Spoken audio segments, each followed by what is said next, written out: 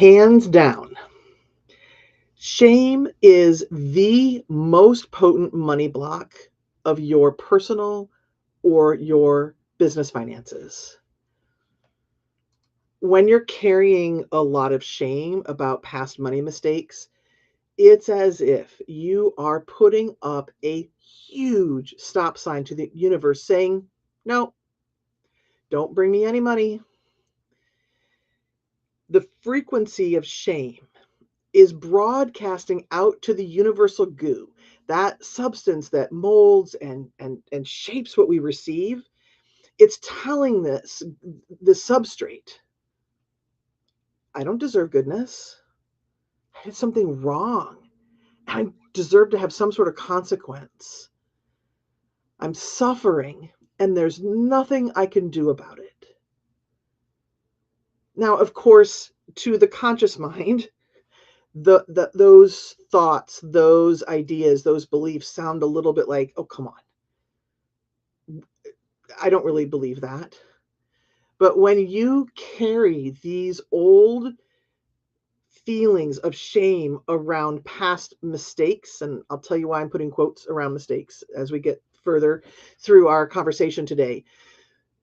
But when that frequency is part of you, you are unconsciously repelling what it is that you actually want.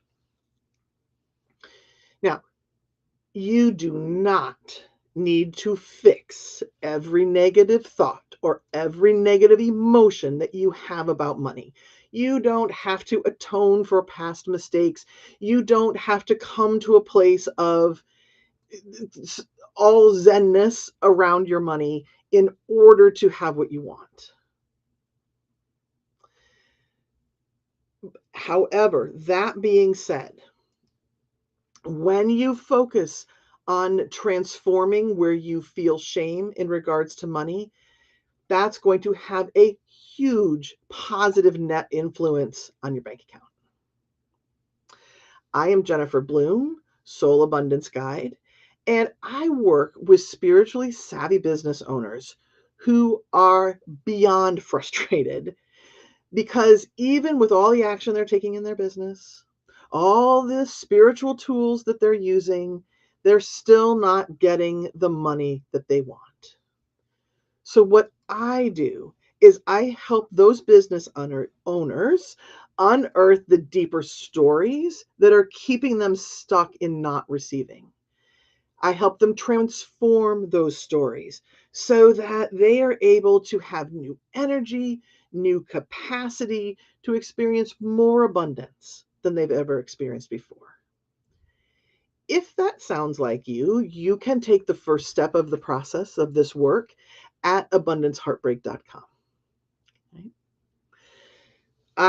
I am so excited because today is the start of a brand new series all about clearing the money blocks that are keeping you from the bank account that you want. And let me give a little aside here. I don't care what the number is that you want in your bank account. I don't care whether it's $100, $1,000, $10,000, $100,000, $1,000,000, $1,000,000,000. I don't care. All that matters is that it's the number that you want. There's a lot of talk out in the coaching industry about the kind of business level, the kind of business money you should be making in order to qualify as a successful business owner. I don't buy into that. Okay? It's what you want. And regardless of the amount that you have in your account, or the amount that you want to have in your account, the shame has an impact. Okay.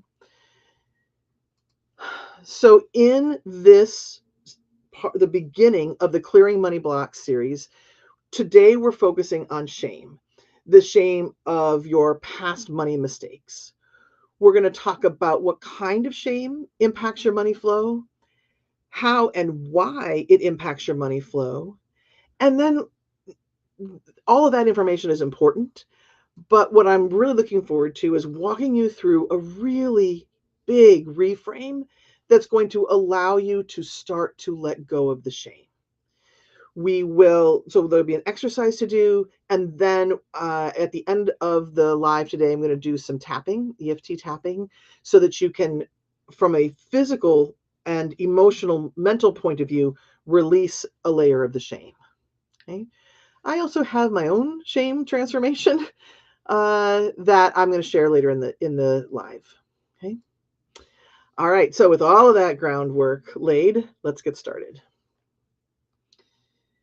So the place I want to start is this. Shame keeps money at a distance, no matter what level of business money flow you already have. It is keeping you from the next level.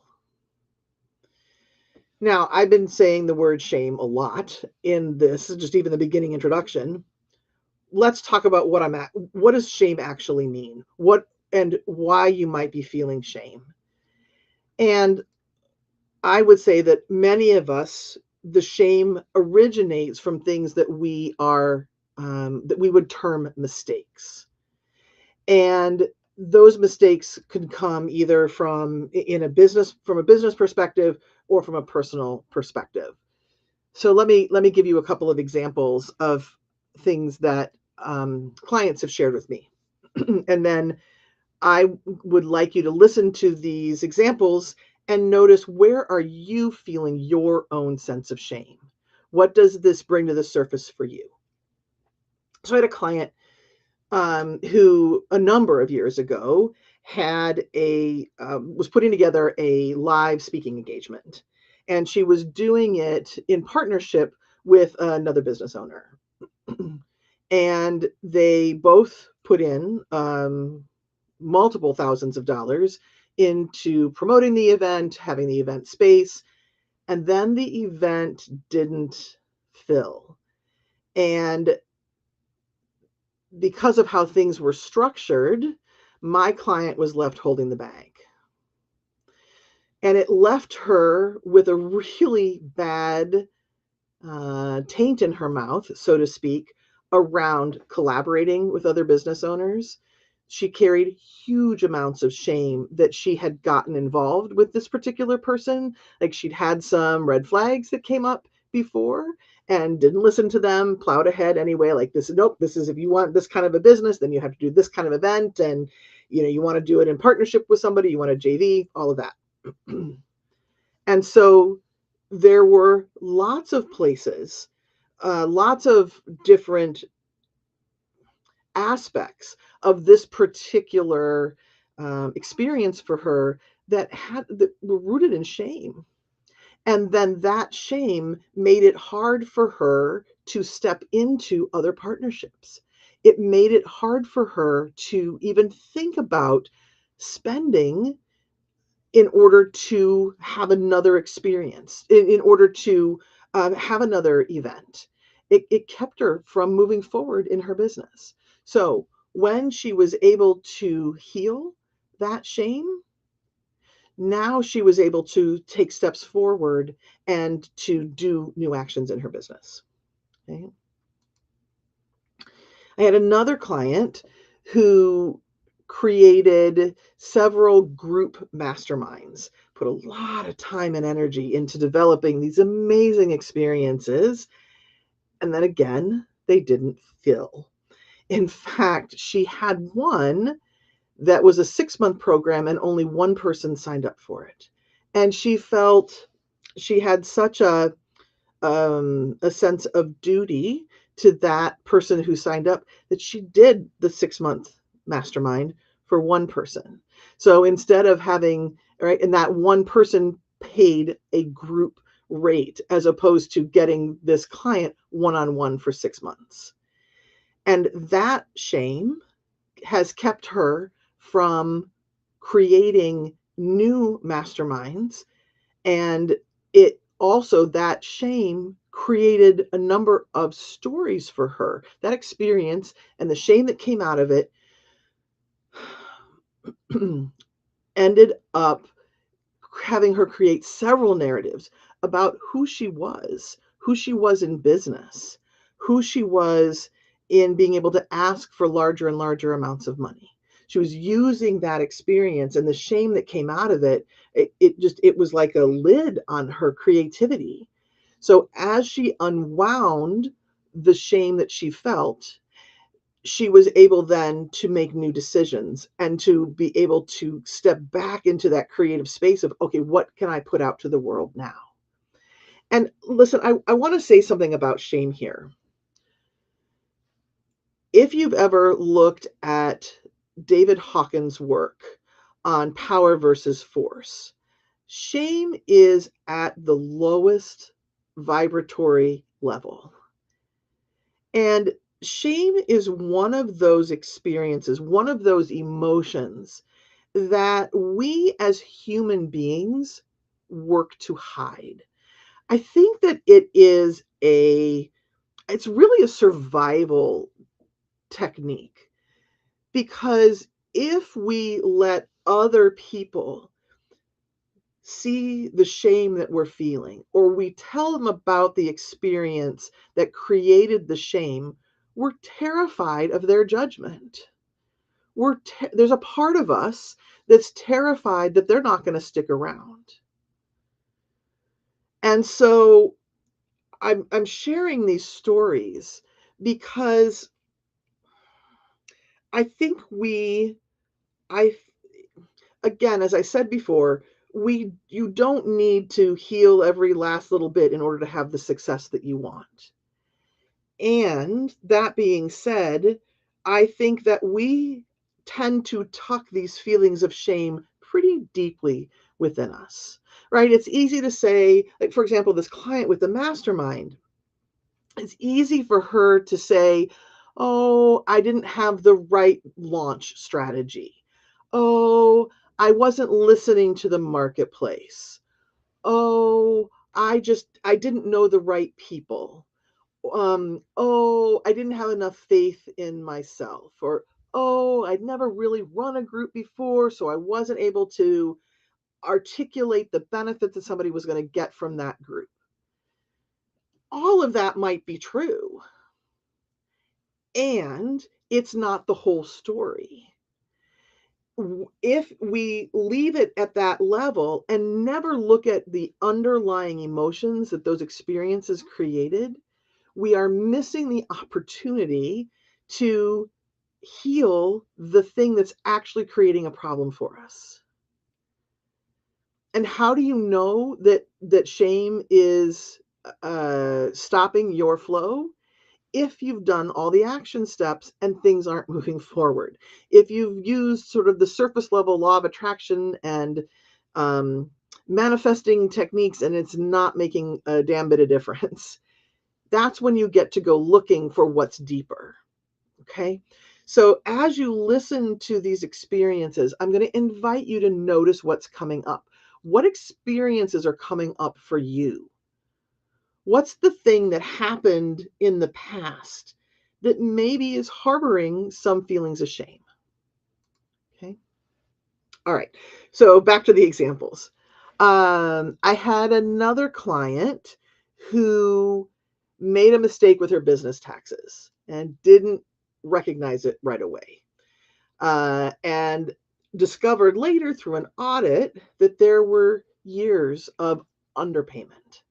And so it was a whole big thing, and there was a lot of pain and suffering around it. Ended up having to do a repayment process with the IRS. She couldn't pay whatever that lump sum was because it was multiple years of taxes.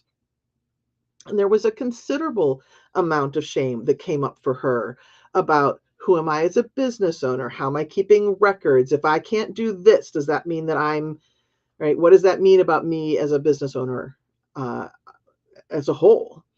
And so coming to terms with that, offering herself some love and compassion, easing those stories of those tendrils of shame that got buried pretty deeply, allowed her to start fresh. Okay. So those are some stories of clients and some of the maybe the bigger mistakes that are made. but there can be smaller incidences, things that aren't quite as, woof, things that you would definitely realize as, oh, I bet that created shame in me, right? It could be as simple as not hitting your income goals. At the beginning of the year, I say I'm going to make X, and every year I'm short. Or maybe you need to invest a little bit more in your company than you were thinking. Maybe you've had to put in, maybe you've had some periods where you've had to invest personal money. Right? We get ourselves in these feast or famine cycles often as business owners, right? And actually, that's another sign that there are some emotional pieces that need to be looked at. But then you're in this feast or famine cycle, and when you're in the famine side, okay, got to invest a little bit more personally. Maybe anytime you're using the word should, I shouldn't do that. I shouldn't be at this level. I shouldn't have to do this. Definitely a clue that there is some shame involved. Shame can come out when you are in a space where you are comparing yourself to others, and where how long they've been in business. How long did it take them to get to six figures? Are you a mid six figures person? Are you a seven-figure person? Okay, I'm not there. What does that mean about me? That can create a sense of shame. One other thing is, and I mentioned this a little bit in the opening, but taking on others' goals as your own can create shame. There is, I'm going to say it again, there is so much conversation out in the coaching industry about how you have to have a certain amount of money flowing through your business in order to be considered a real business. There was somebody that I followed, and boy, she harped on a number. And if you didn't have that, you were just in a hobby business. And I mean, her language in particular was super shaming. And I think that it is hard to be in the business arena without hearing comments about how much money you're making or how much debt you have, without it being threaded with shame. As a culture, we tend to put a lot of judgment and shame around money, right? And that's a whole conversation that we could have. I don't want to get on that soapbox.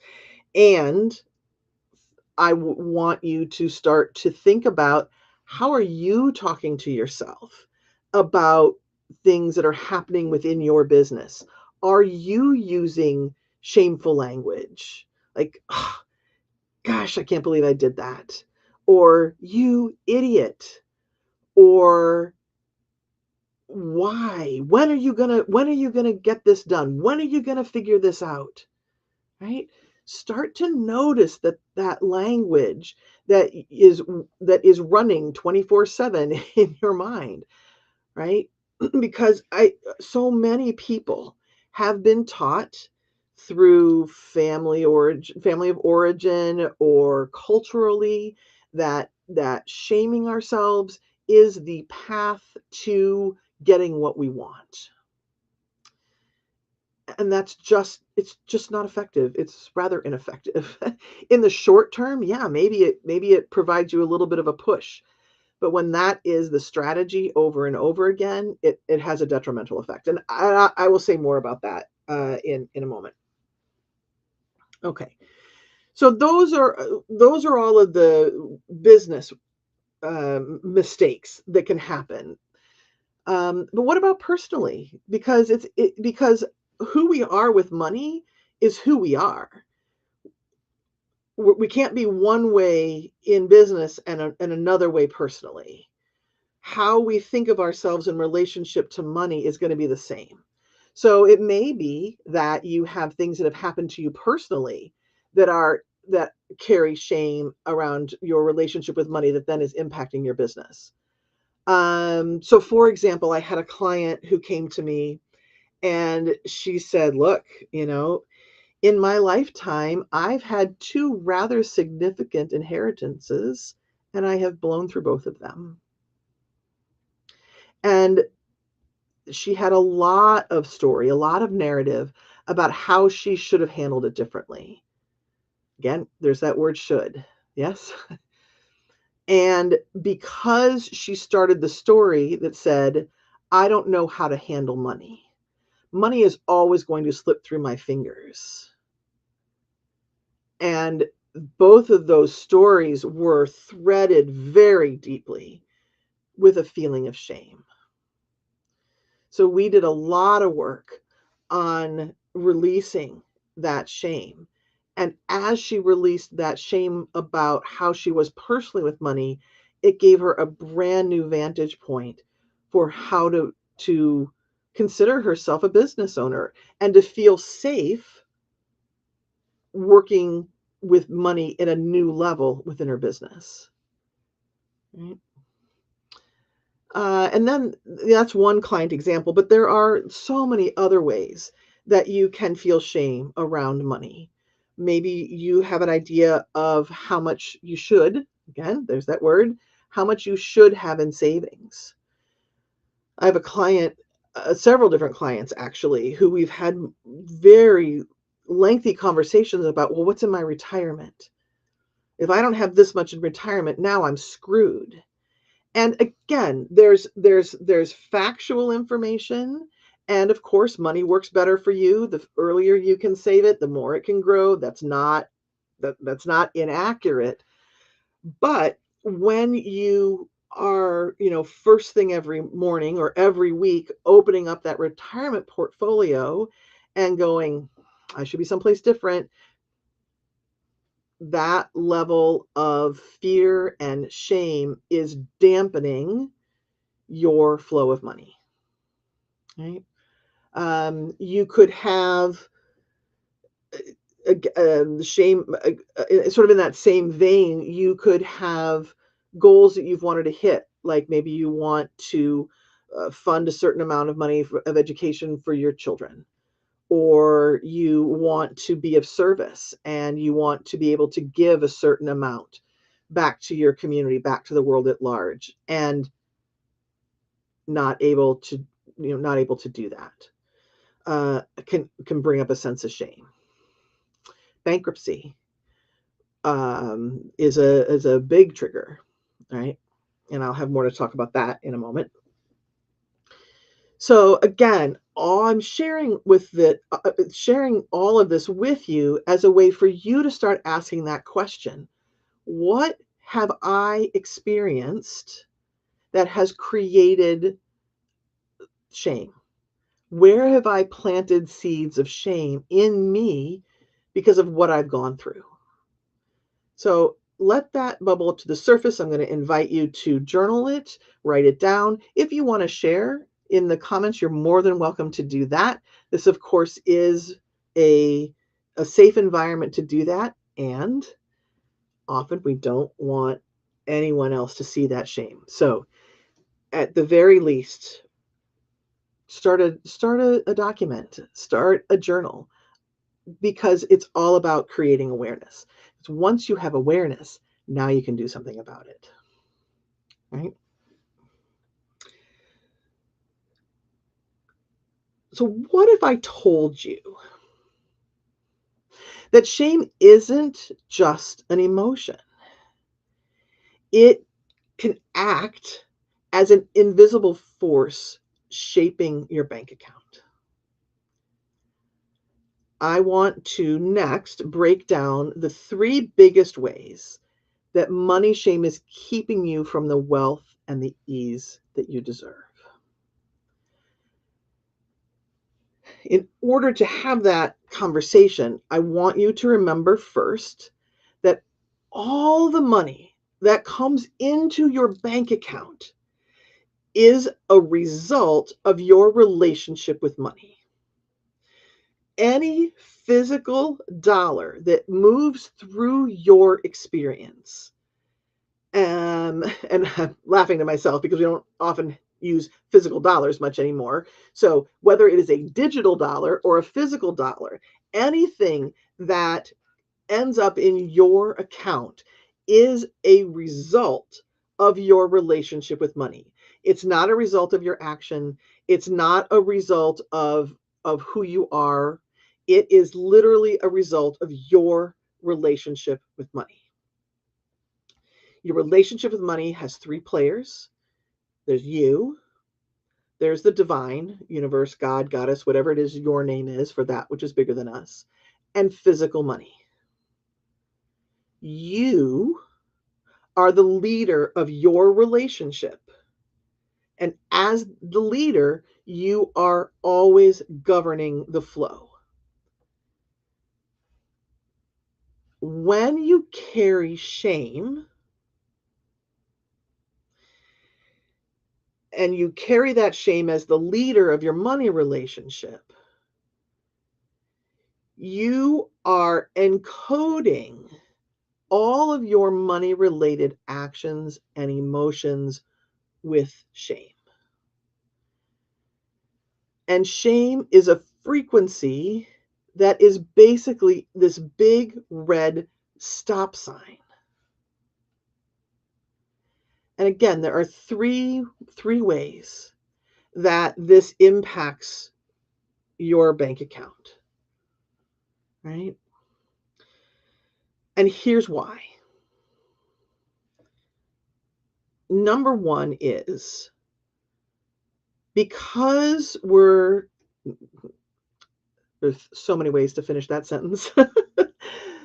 Because of who we are as a culture, and I am speaking very much from an American Western culture viewpoint, because of all the ways we have been taught, when we are feeling shame, again, we try to push it down and we try to cover it up with action.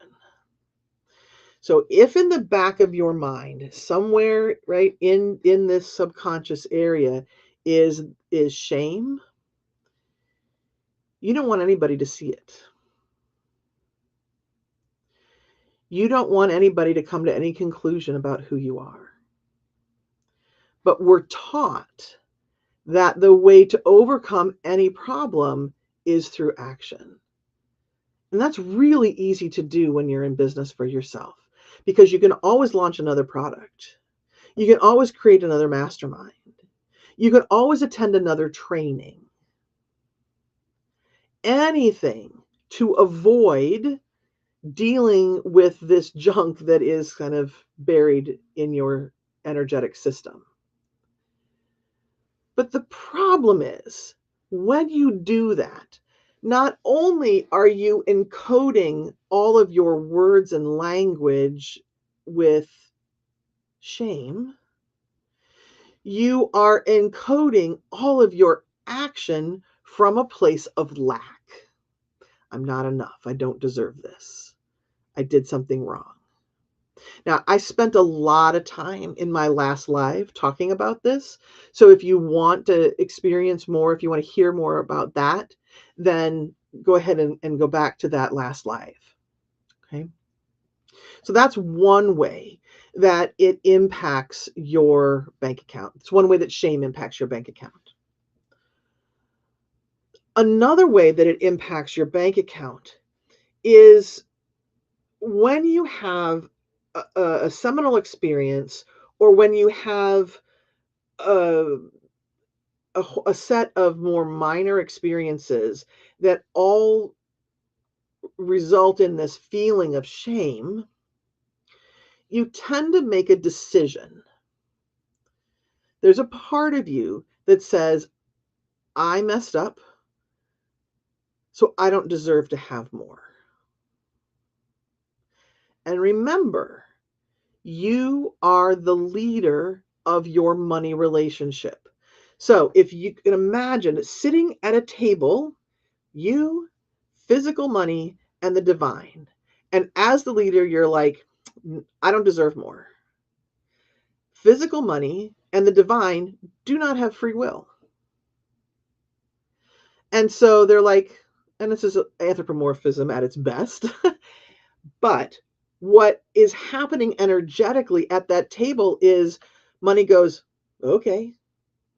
The divine goes, okay. No judgment. No, hey, you really should do things differently, but okay. And so if so you've got this undercurrent of I don't deserve more. I don't deserve more. I don't deserve more.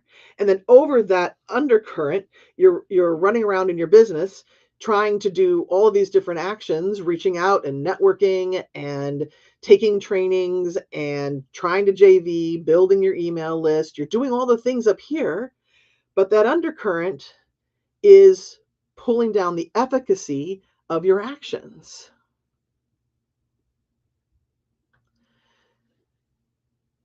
How, as you're listening to this, what's going off for you? What bells are going off? Are there places, can you identify places where you've made that decision of I don't deserve more?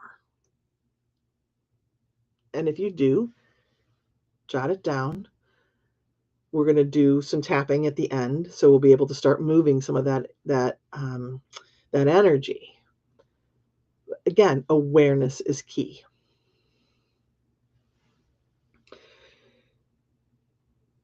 Third way that shame can end up impacting your bottom line in your bank account is I have run into so many clients with this some flavor of this belief, which is I have to suffer to deserve what I want.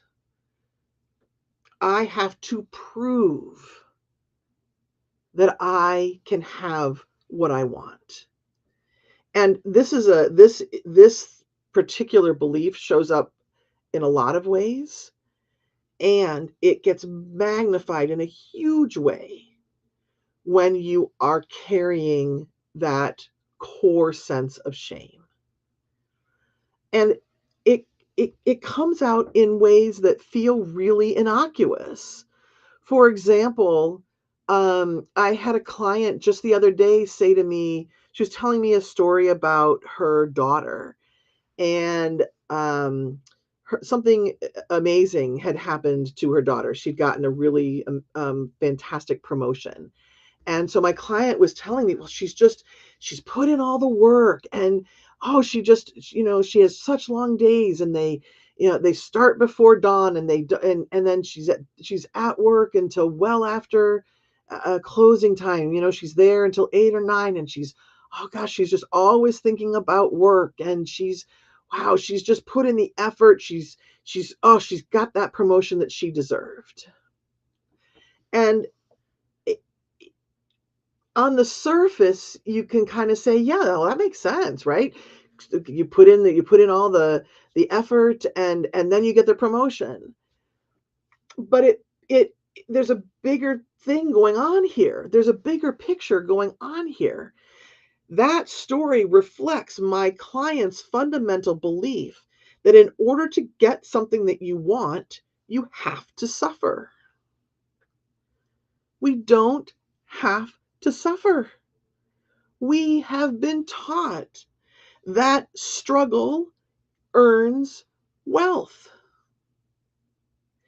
And because you are the leader of your money relationship, you can set that rule up if you want.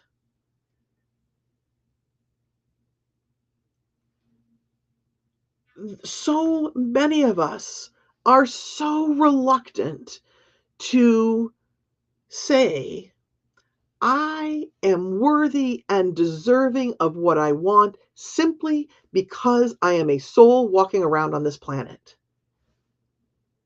Repeat that out loud. I am worthy and deserving of what I want because I'm a soul walking around on this planet. How does that make you feel? Does it set off any warning bells? Is it like, oh, that would be nice, but I have all this evidence to prove that that's not true because I'm a soul walking around the planet and I don't have what I want? Or does it trigger something even stronger within you? Like, ooh, that doesn't quite feel safe. Okay? It's because we've been taught no pain, no gain. We've been taught through the lens of capitalism, through the lens of the Puritans who came to this country at the beginning, the Protestantism. You gotta work hard. Life is about suffering. And when you add to that feelings of shame, mistakes that you've made, things that you've done wrong, it is a lethal combination for your bank account. Because again, money goes, that the rule you want, leader? Okay. The divine says, is that's the rule you want? Okay. You're the boss. Okay. So what we want to do, what do we do with all of this? One piece of this is to start to release the stories from your cellular structure, to release the literal feeling of shame that you have. And we will do some tapping in a moment to do that. But there's an even more important step to take first. We get to transform the decision we've made about the mistakes. Your past money mistakes weren't actually mistakes. The experiences that they created were painful for sure. But all they are is evidence of your relationship with money. If your relationship with money is wonky, then you're going to have wonky experiences out in the world with money. It truly is as simple as that. And on top, so another layer to all of this is, even though you are the leader of your money relationship, there's a bigger direction, a bigger pull, a bigger influence on your life, right? And that comes from soul and the intentions that you have in relationship with expanding yourself as a soul. So these mistakes, again, are simply evidence of your relationship with money.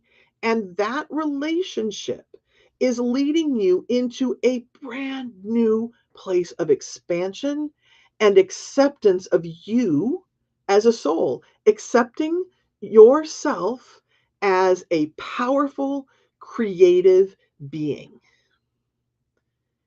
They are simply steps in your evolution to creating a new relationship with yourself as a soul and with wealth in general. Right? This is the dynamic that I call abundance heartbreak. The space of abundance heartbreak is the really painful underpinnings of not having what you want and knowing down to the marrow of your bones, I am a soul on this planet. I am a divine being. I have access to all divine resources. Where's my stuff? That's painful. And yet, it is your soul's way of getting your attention so that you can move to a new level of expansion.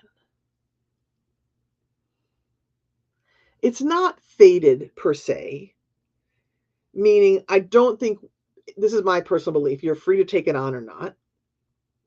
It is not my belief that we came to this planet and said, I'm going to experience this really painful thing and this really painful thing so that I can expand. I don't think it's punitive. I don't think that we have very specific lessons that we're learning. And yet we end up with these experiences that create pain, that are opportunities for us to be able to say, wait a minute, there's something off here. I get to believe something different. I get to know something different. And I learned about this through personal experience. And I want to share that story with you here because I think it's an amazing example of how these really intense experiences lead us into a place of expansion, which then lead us into more happiness. So I started my business in 2001. That same year, uh, around Christmas time, actually, my husband was laid off.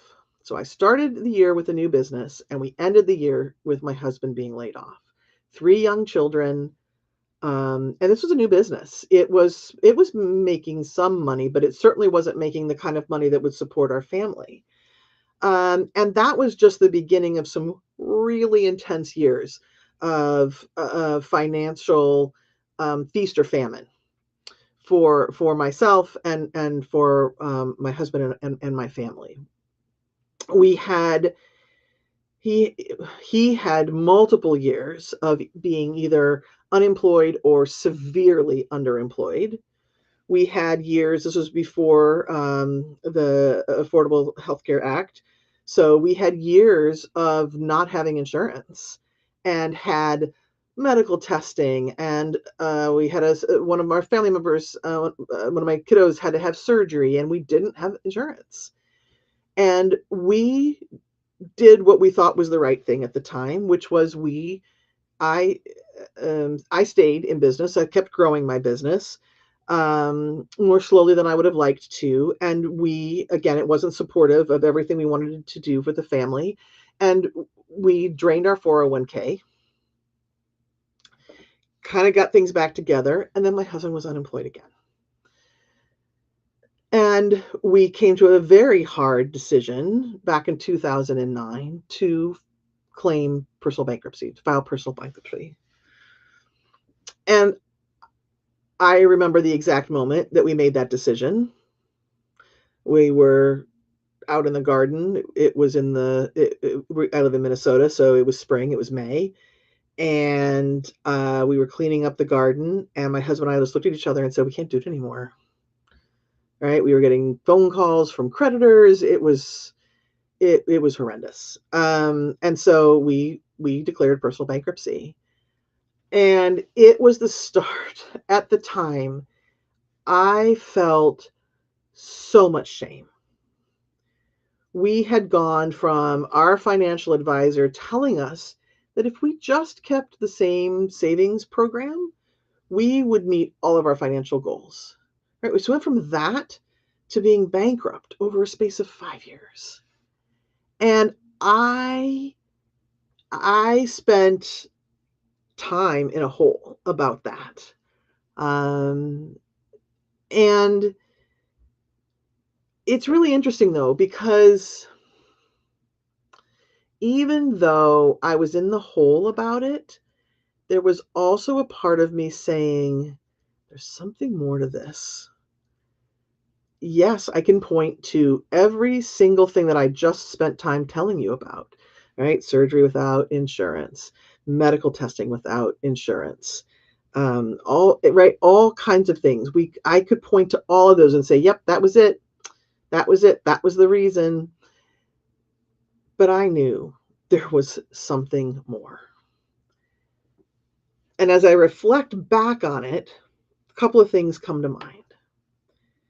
That really painful time led me to learning about EFT.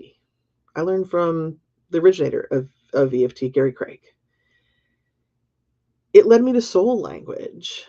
The work that I was doing before was in the area of infertility, and I was teaching about the mind-body connection. And this experience had me reaching out for more. I learned about soul language as a paradigm and was able to train as a practitioner and bring that back to my business so that the women that I was working with had this brand new element to learn from. Not only did I bring it back to my business, but this time led me to use all the tools that I had used for my clients that I use to help people, women conceive internally. And it helped me to deal with my stress and to create something new, to conceive something new for myself externally. And it led me to this huge aha, because throughout this time, I was still in business and I was making money. I wasn't, though I was at a ceiling though. I just couldn't get over that ceiling. And I recognized that as I started up my business and as I was working throughout the years, I was using money as a measure of my self-worth. And I don't mean that the money I was making, like the literal amount of money in the bank account, equaled my self-worth. What I mean is that because I was in business for myself and I'm putting myself out there, I was waiting for people to buy from me so that I could decide that I had something that was worth selling. Can you hear the trap in that? Right? I was waiting for the people out there to decide for me that I had something to offer. Talk about encoding your offers and with language that is repellent. Right? It's like, please sign up with me so that I can feel okay about myself and so that I can believe that I have something to teach you. Right?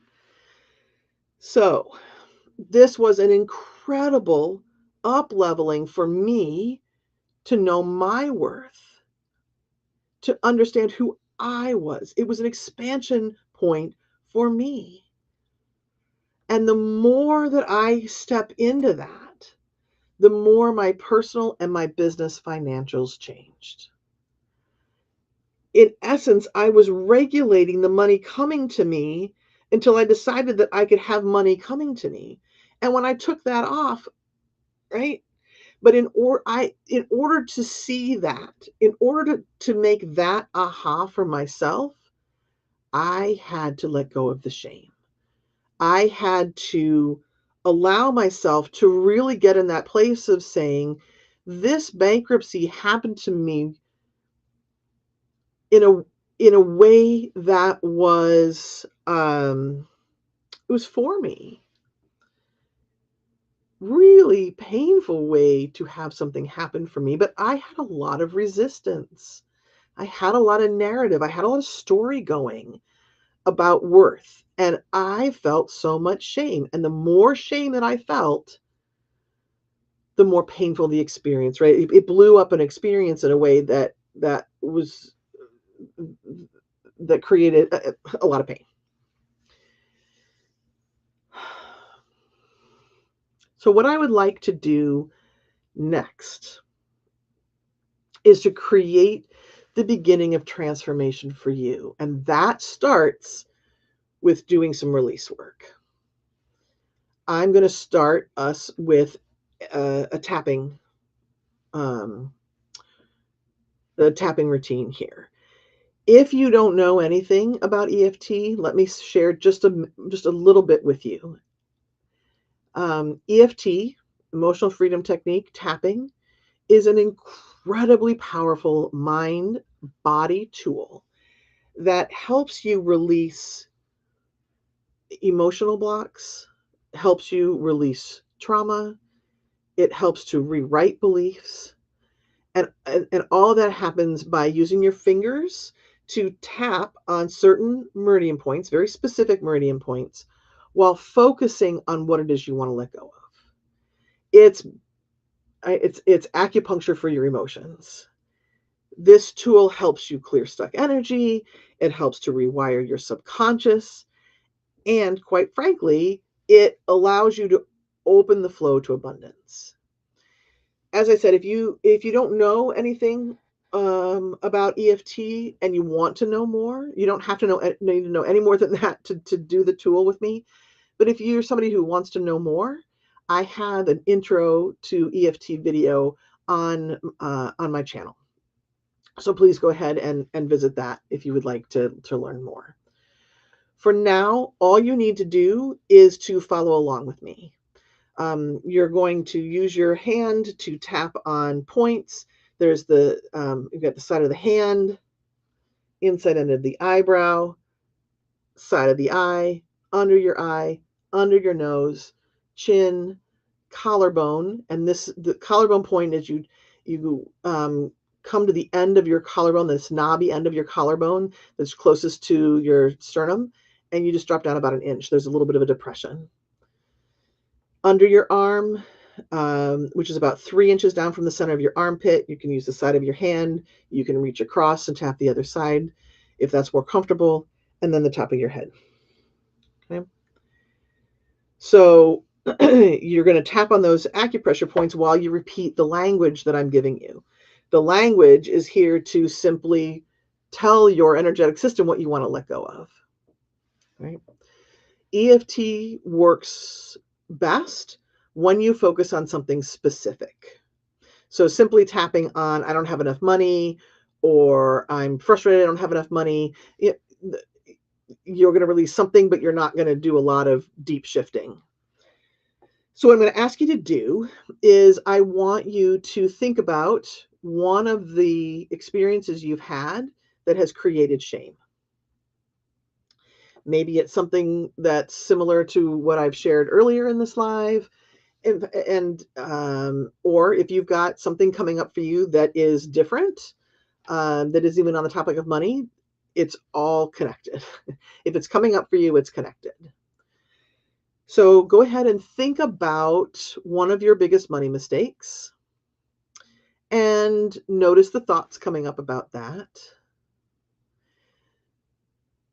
See if you can notice where in your body you feel that shame. So when I think about something that created shame for me, I feel it kind of in the space between my solar plexus and my heart. It might be in your elbow. It might be in your knee. It can be anywhere. So just take a moment and tune in and notice as you think about this mistake that created shame, where are you feeling it?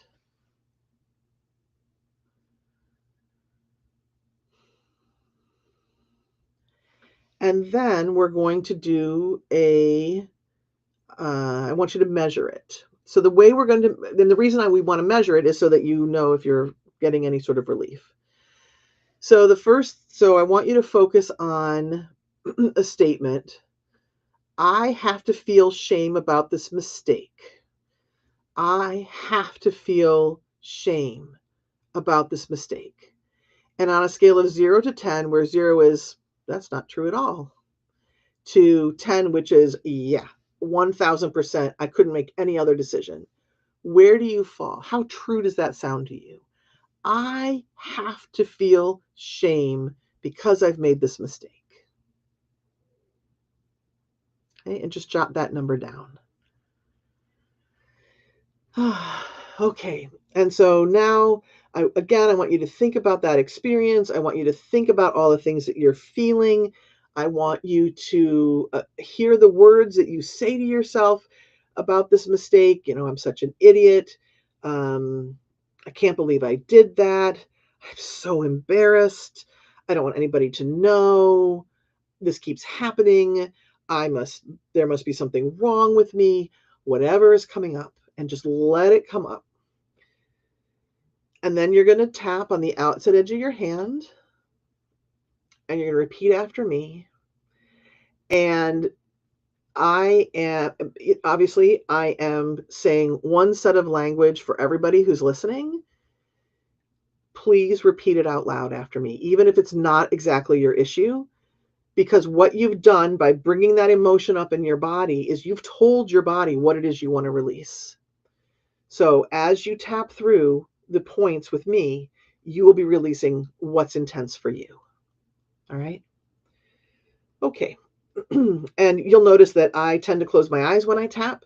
You're welcome to leave your eyes open, because if you don't know EFT and you're trying to follow me, absolutely fine to leave your eyes open.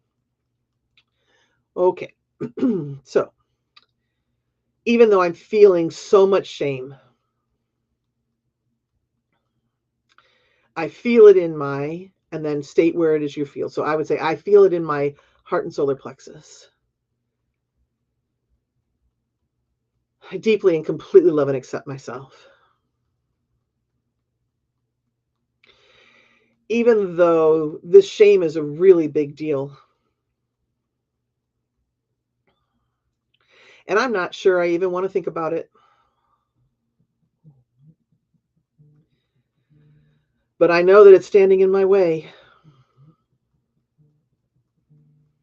And I choose to have love and compassion for myself. Even though I am so tired of not having what I want. I am so tired of not having the money that I want. And part of me knows that shame is keeping this cycle in place. I deeply and completely love and accept myself. Good. Okay. So now let's come up to the inside end of your eyebrow and repeat after me. This shame outside your eye, this shame that's living in my body, under your eye. I feel it in my, and fill in the blank. I feel it in my heart and solar plexus. Under your nose, this shame under your lip. I don't know that I'm ever going to be able to let it go.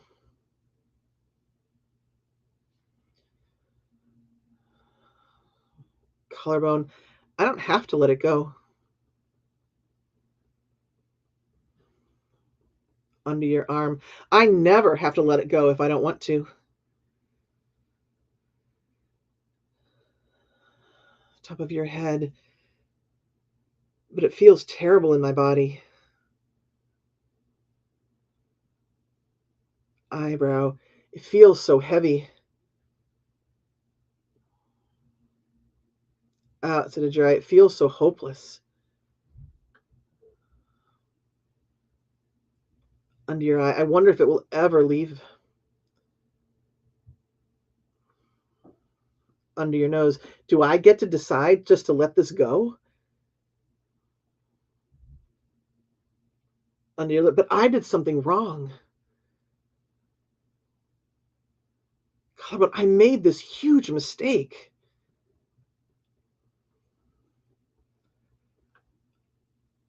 Under your arm. This mistake was so embarrassing. Top of your head. I feel so ashamed. Eyebrow. I can't go back and change it. Outside of your eye. So I guess I'm stuck with the shame. Under your eye. I'm stuck with the shame. Under your nose. I'm stuck with the shame.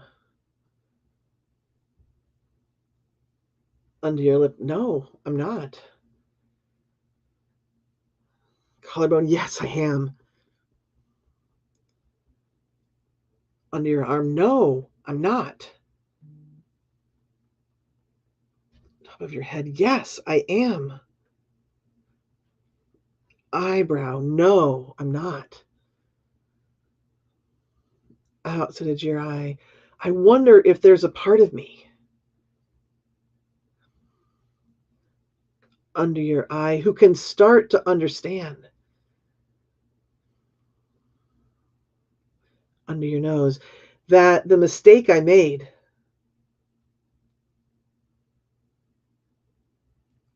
under your lip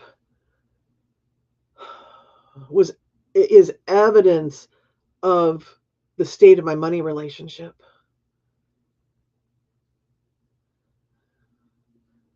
Collarbone. That mistake is my opportunity. Under your arm, to learn something about me. Top of your head, I'm starting to see. Eyebrow, the decision I made about myself. Outside of your eye, because of this mistake. Under your eye, and it's not the first time I've had that thought about myself.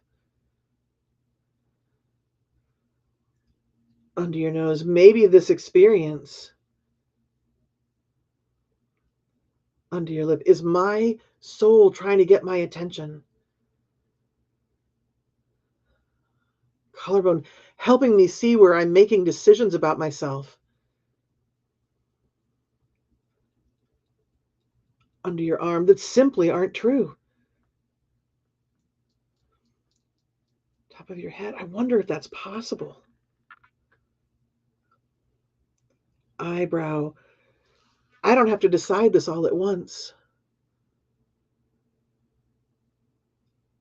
Outside of your eye, I don't have to let this shame go yet if I don't feel safe to. Under your eye, but I'm open to the possibility. Under your nose, that there's more than meets the eye. Under your lip, there's more to this than simply making a mistake. Collarbone, offering myself deep love and compassion as I start this journey of understanding. Under your arm, releasing what I can for now. Of your head and tucking the rest away until I'm ready to release another layer. Okay, good. So bring your arm down, take a breath, and I have something to say, but let's do it this way. Let's come back to that initial statement, which is I have to feel shame about this mistake. And on a scale of 0 to 10, how true does that sound? Does it sound more true than it was before we tapped? Does it sound less true? Has it stayed the same? Just jot down your number and notice. Okay. Now, to be frank, it is going to take more than one tapping round to release the shame. My hope, though, is that